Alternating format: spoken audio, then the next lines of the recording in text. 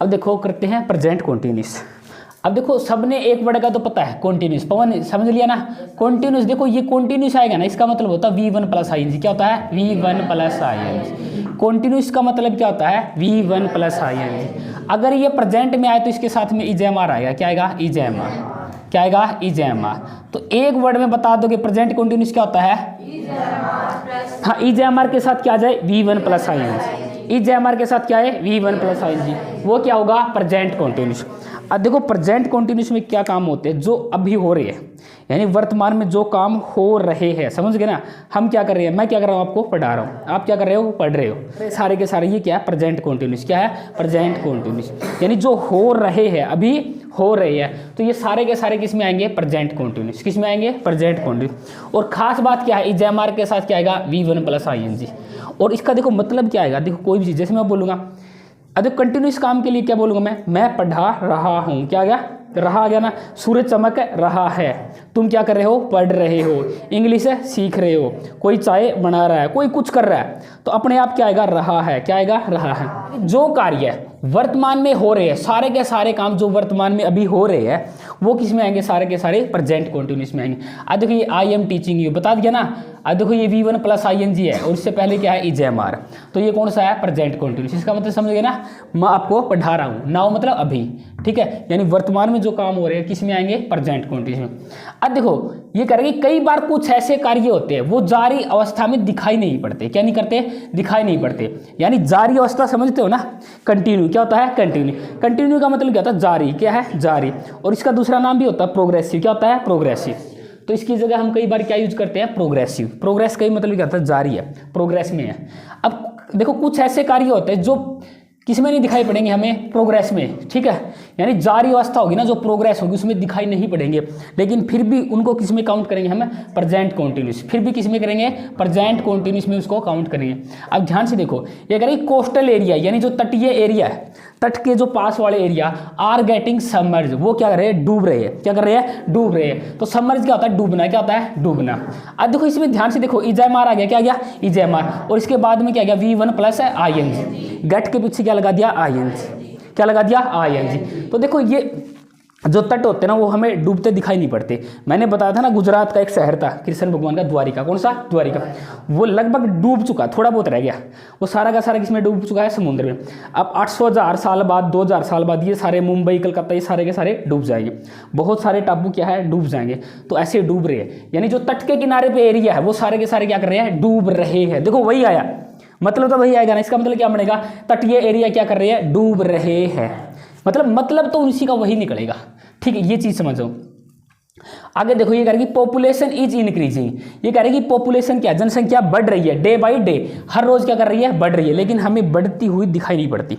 अब गांव में कितने लोग बढ़ रहे हैं पता तो नहीं चलता ना, पता नहीं चलता। लेकिन इसको काउंट किस में करेंगे? प्रेजेंट कॉन्टिन्यूस में। अब देखो मतलब सेम वही आएगा। जनसंख्या दिन बर दिन क्या हो रही है? बढ़ रही है। क्या कर रही है? बढ़ रही है। अब ध्यान से देखो इजेमआर के साथ क्या गया? V1 plus I N G. तो क्या कर दिया? इंक्रीजिंग। क्या गया? इंक्रीजिंग। अगला सेंटेंस देखो, ये कह रहा है कि निकट भविष्य में कोई कार्य होता है ना, निकट भविष्य में, तो उसको कई बार क्या किस में काउंट कर देते हैं हम? प्रेजेंट कॉन्टिन्यूस में। किस में? प्रेजेंट कॉन्टिन्यूस में। अब देखो इसको ऐसे बोलेंगे, I am going to Mumbai. इसका मतलब क्या है? मैं मुंबई जा रहा हूं। ध्यान से देखो, I am going to Mumbai, मैं मुंबई जा रहा हूं। टुमारो यानी कल। तो बोल देते हैं हम मैं कल मुंबई जा रहा हूं, मैं कल ये काम कर रहा हूं। तो कई बार इस सेंटेंस को हम इसमें यूज कर सकते हैं। समझ गए ना। अब देखो इजेमआर के साथ क्या गया? V1 प्लस आई एन जी। समझ गए ना। पहला काम क्या है? वर्तमान में। किसमें? वर्तमान में। और कुछ जारी अवस्था में होते हैं तो उसमें भी ये इसका यूज कर सकते हैं। और तीसरा क्या होगा? निकट भविष्य में, कोई भी निकट भविष्य में।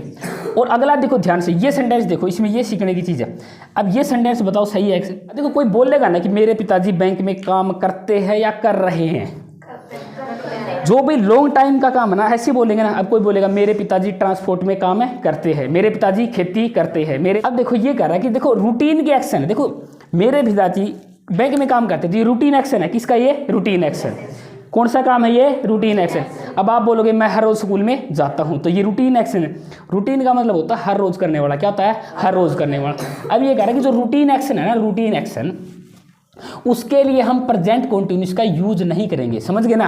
रूटीन एक्शन के लिए प्रेजेंट कॉन्टिन्यूस का यूज नहीं करेंगे, और रूटीन एक्शन के लिए किसका यूज करेंगे, प्रेजेंट इंडेफिनिट। किसका यूज करेंगे, प्रेजेंट डेफिनिट। हमने कर लिया ना रूटीन एक्शन के लिए प्रेजेंट डेफिनिट। अब देखो कई बार ऐसा लिखा मिलेगा my father is working in A bank, हमें लगेगा ये सेंटेंस सही है, लेकिन ये सेंटेंस गलत है।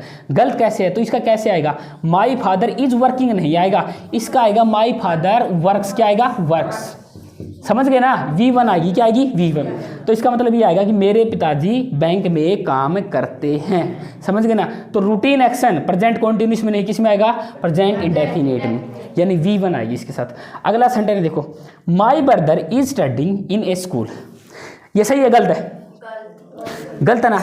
अब देखो ये मेरा भाई स्कूल में पढ़ता है या पढ़ रहा है, पढ़ता है ना। तो देखो ध्यान से, ये भी रूटीन एक्शन है, हर रोज स्कूल में जाता था, रूटीन एक्शन है। तो रूटीन एक्शन के लिए प्रेजेंट कॉन्टिन्यूस का यूज नहीं होगा, किसका होगा, प्रेजेंट डेफिनेट का। तो क्या आएगा, माई ब्रदर स्टडीज, क्या आएगा, स्टडीज, क्या आएगा, स्टडीज इन ए स्कूल, मेरा भाई एक स्कूल में पढ़ता है। अब अगला सेंटेंस देखो ध्यान से, इसमें यह कह रहा है कि I am preparing for competitive exam, मैं क्या है जो कम्पिटिटिव एग्जाम उसकी तैयारी कर रहा हूँ। नाउ ए डेज, क्या है, नाउ ए डेज। अब नाउ ए डेज का मतलब होता है आजकल के, यानी इन दिनों में। कहाँ पे, इन दिनों में। नाउ ए डेज का मतलब क्या होता है, इन दिनों में। तो ये कह रहा है कि मेरा जो भाई है ना कम्पिटिटिव, सॉरी मैं किसकी तैयारी कर रहा हूँ, कम्पिटिटिव एग्जाम की, नाउ ए डेज। ये चीज़ याद रखना, शॉर्ट टाइम के लिए। देखो ये ना कुछ अवधि का मतलब होता है शॉर्ट टाइम, क्या होता है, शॉर्ट टाइम। जब बात करेंगे शॉर्ट टाइम की, किसकी बात करेंगे, शॉर्ट टाइम की। अगर कोई काम शॉर्ट टाइम है तो किसका यूज करेंगे, प्रेजेंट कॉन्टिन्यूस। किसका यूज करेंगे, प्रेजेंट कॉन्टिन्यूस। और लॉन्ग टाइम कोई कार्य है तो उसके लिए किसका यूज करेंगे, प्रेजेंट इंडेफिनिट। किसका यूज करेंगे, प्रेजेंट इंडेफिनिट। किसका यूज करेंगे, प्रेजेंट इंडेफिनिट। बात, अब कोई बोले कि मेरे पिताजी स्कूल में काम करते हैं, अब कोई बोल भी दे काम कर रहा है, कोई चावल चूवल बना हुआ है, तो वो बोलेगा आजकल खेत में काम कर रही है, आजकल बोलते ना घर पे ही रह रही है। तो थोड़े टाइम के लिए किसका यूज करेंगे, प्रेजेंट कॉन्टिन्यूस का। किसका, प्रेजेंट कॉन्टिन्यूस का। और लॉन्ग टाइम के लिए, बात आगे ना समझ में है, कॉन्टिन्यूस क्या है, पास्ट कॉन्टिन्यूस। अब कॉन्टिन्यूस समझ गए ना, कॉन्टिन्यूस क्या होता है, V1 + I। और पास्ट में क्या आएगा, इसके साथ वोज वर, क्या आएगा, वोज वर। तो पास्ट कॉन्टिन्यूस क्या बनेगा, अरे वोज वर्ग के साथ क्या बनेगा, V1 + ING। क्या बनेगा, पास्ट कॉन्टिन्यूस। और प्रेजेंट कॉन्टिन्यूस क्या होता है, EJMR के साथ V1 +। और पास्ट का मतलब देखो, वोज वर्ग का मतलब क्या होता है, पास्ट। और V1 + ING क्या होता है, कॉन्टिन्यूस। तो अपने आप बता देगा क्या ये पास्ट कॉन्टिन्यूस टेंस है।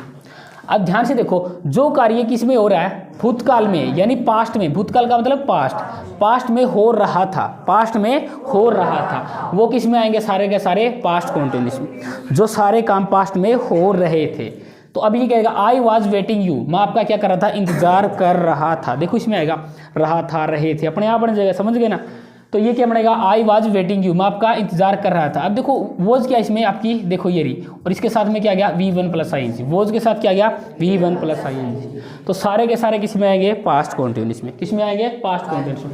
अब देखो ये कह रहा है कि जो काल्पनिक सेंटेंस है ना, इमेजिनरी सेंटेंस है, उसमें जो सब्जेक्ट है ना, उसके साथ क्या आएगा, वर आएगा। कोई भी सब्जेक्ट आए तो उसके साथ में क्या आएगा, वर आएगा। काल्पनिक सेंटेंस होते हैं ना जिसमें हम कल्पना करते हैं, तो उसमें सब्जेक्ट के साथ क्या आता है, वर आता है। अब ये कह रहा है कि वर चाहे हेल्पिंग वर्ब है, चाहे मेन वर्ब है। अब इसमें देखो, if I wish I were a king, इसने बोला कि काश में क्या होता है, क्या राजा होता। अब देखो आई इसमें क्या आपका सब्जेक्ट है, और वर इसमें हेल्पिंग वर्ब है कि मेन वर्ब है, क्या है, मेन वर्ब। क्या है, मेन वर्ब। तो इसमें मेन वर्ब है, तो देखो ये बात बता दी, इसमें चाहे मेन वर्ब है। अब इसमें देखो, ही प्रिटेंडेड, उसने दिखावा किया, ये क्या होता है, दिखावा करना। एज इफ का मतलब होता है मानो, क्या होता है, मानो। ही वर स्लीपिंग, जैसे वो सो रहा था। अब कई होते ना थोड़ा सा दिखावा करते कि जैसे नींद आ गई, तो ही वर स्लीपिंग, तो ये देखो क्या इधर हेल्पिंग वर्ब, और यह क्या बनेगी, मेन वर्ब। तो देखो वर है ना, सब्जेक्ट के साथ क्या आएगा, वर आएगा, चाहे ये हेल्पिंग वर्ब बने चाहे मेन वर्ब बने, बस ये इससे ज़्यादा रिलेटेड नहीं है। तो आज देखो फ्यूचर कॉन्टिन्यूस, इसमें क्या है, जो काम भविष्य में हो रहा होगा, क्या होगा, हो रहा होगा, तो उसमें किसका यूज करेंगे, फ्यूचर कॉन्टिन्यूस। आज देखो कॉन्टिन्यूस वैसे V1 + ING, क्या होता है, V1 + ING। और फ्यूचर में इसके साथ क्या आएगा, विल बी शैल बी, क्या आएगा, विल बी शैल बी। अब विल और शैल के साथ बी आता है, क्या आता है, बी। ये क्यों आता है, किस किस को पता है, विल शैल के साथ बी आता है, क्या होगा, विल बी शैल बी, उसके साथ क्या आएगा, V1 + ING। इधर देखो, अब वी क्या आपका सब्जेक्ट, अब देखो सेल बी आ गया, क्या आ गया सेल बी, और इसके बाद में क्या आ गया V1 प्लस ING, क्या आ गया V1 प्लस ING। तो कौन सा टेंस है ये, फ्यूचर कॉन्टिन्यूस। कौन सा है ये, फ्यूचर कॉन्टिन्यूस। तो सारे के सारे किस में आएंगे, विल बी, सेल बी, उसके साथ V1 प्लस ING आएंगे। अरे समझ गए ना, मैं लिख दिया ही इज रीडिंग, क्या लिख दिया मैंने, ही इज रीडिंग, वह पढ़ रहा है, क्या ये, वह पढ़ रहा है। अब टेंस कौन सा, ये प्रेजेंट कॉन्टिन्यूस। अब मैं इसको कर दूं ही वाज रीडिंग, क्या बन गया, वह पढ़ रहा था। टेंस कौन सा है, पास्ट कॉन्टिन्यूस। और मैं इधर कर दूं विल बी, क्या कर दिया, विल बी, तो क्या बन गया, ही विल, वह पढ़ रहा होगा, वह पढ़ रहा होगा, और कुछ नहीं। अब देखो ये बताएगी, ये तो सेम है, ये सेम है, तो इससे ही पता चलेगा, ये है तो इजे है तो रहा है रहे है, ये था रहा था रहे थी, और ये रहा होगा रहे होगी।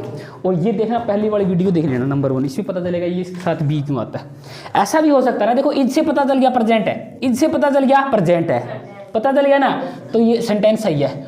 और वो से पता चल गया क्या है, पास्ट है। अब विल से पता चल जाता है ना फ्यूचर है, विल से पता चलता है ना फ्यूचर है, तो बी की क्या जरूरत पड़ती है, बी की क्या जरूरत पड़ती है। तो ये अपनी पहली वाली वीडियो है ना, उसमें देख लेना, ठीक है। बाकी हम कल करेंगे।